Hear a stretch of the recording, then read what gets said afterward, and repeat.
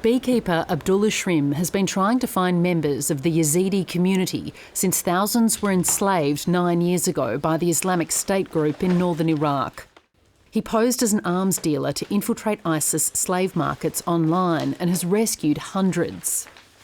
He tells me this is a chat with an ISIS man trying to sell an 11-year-old captive. There are still more than 2,000 Yazidis missing, but as time passes, rescuing them is getting harder. Some captives have ended up in Turkey, others remain in cities and villages in Syria. It was easier when we knew where ISIS territory was. Now they have mixed with the civilians and it's harder. 20-year-old Sarab was taken by ISIS and sold as a slave and passed between 6 different men. While in captivity, she alleges she spent 3 days in the home of an Australian in Syria. It was very unpleasant. I was their slave and they could do whatever they wanted to me. My life was controlled by them. It felt like my existence didn't matter.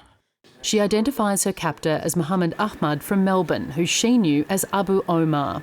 He's being held in a Syrian prison without charge and says he's never been a member of ISIS. Initially, they kept me there for 3 days, but then they said they won't buy me because they don't want to buy slaves. But Sarab's friend Taysir alleges she was later a slave to Abu Omar for more than a year. In an interview in 2019, he admitted there was a Yazidi slave in his house, but said she belonged to his now dead son. Oh, look, we treated her like a daughter, anyway, so it's nothing. Sarab calls Taysir to get her side of the story. Taysir alleges she was kept as a domestic slave and Abu Omar raped her multiple times. We tracked Muhammad Ahmad down again in the Syrian prison system. He denies these latest allegations. Stephanie March, ABC News, Dohuk, Iraq.